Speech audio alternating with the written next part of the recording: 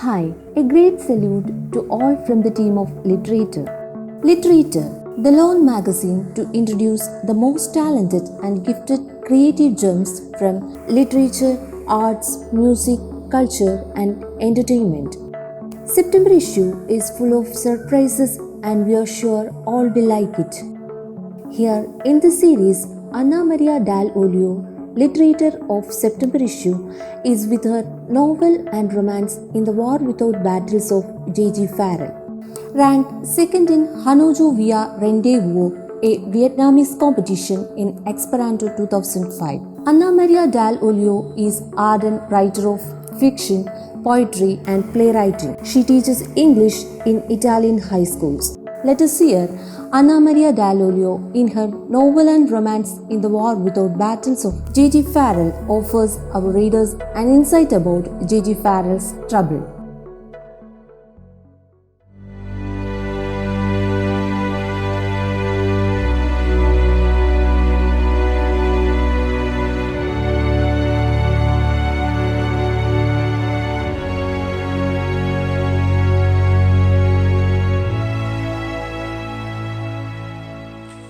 Introduction to Novel and Romance in Troubles.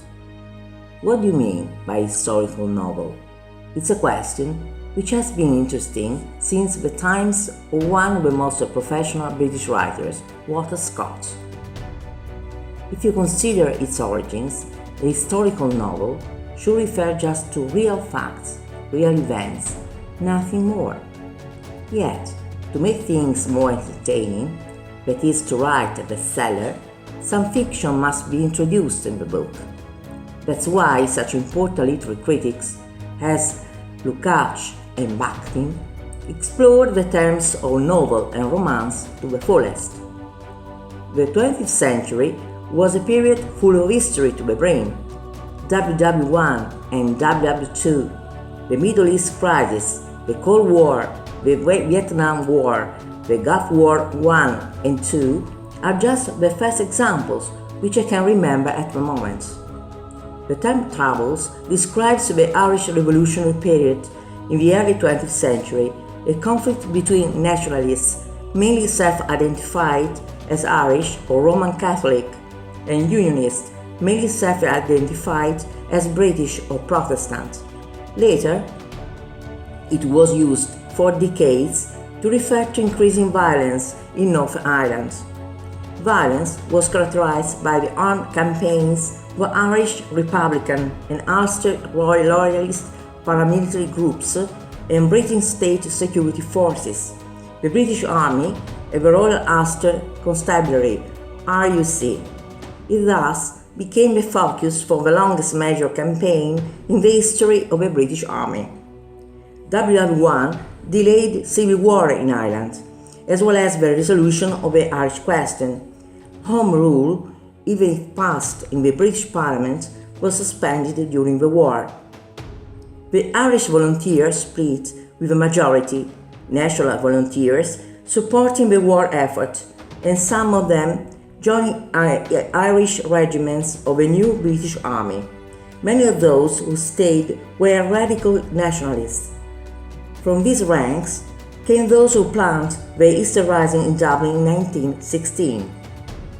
2.5 years after the executions of 16 of the Rising's leaders, the separatist Sinn Féin party won the December 1918 general election in Ireland and set up in 1919 Westdale Irish Parliament in Dublin.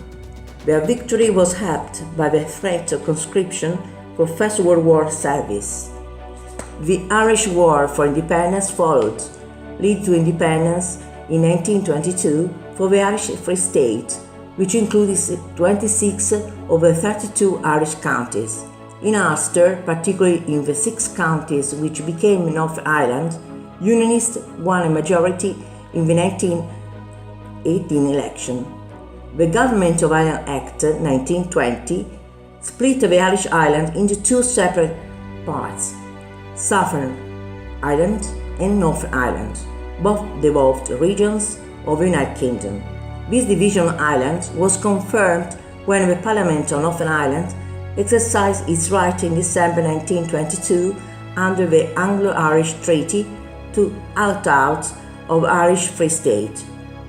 A part of the treaty signed in 1922 mandated that a boundary commission would sit to decide where the frontier of a northern state would be in relation to its southern neighbour. After the Irish Civil War, the Irish Boundary Commission could reduce Northern Ireland to 4 countries or less. Even if under a separate system of government, Northern Ireland remained a part of the United Kingdom. While such an arrangement was satisfying for Unionists, most nationalists viewed the partition of Ireland as a legal division. In their opinion, the Northern Ireland state was neither legitimate nor democratic.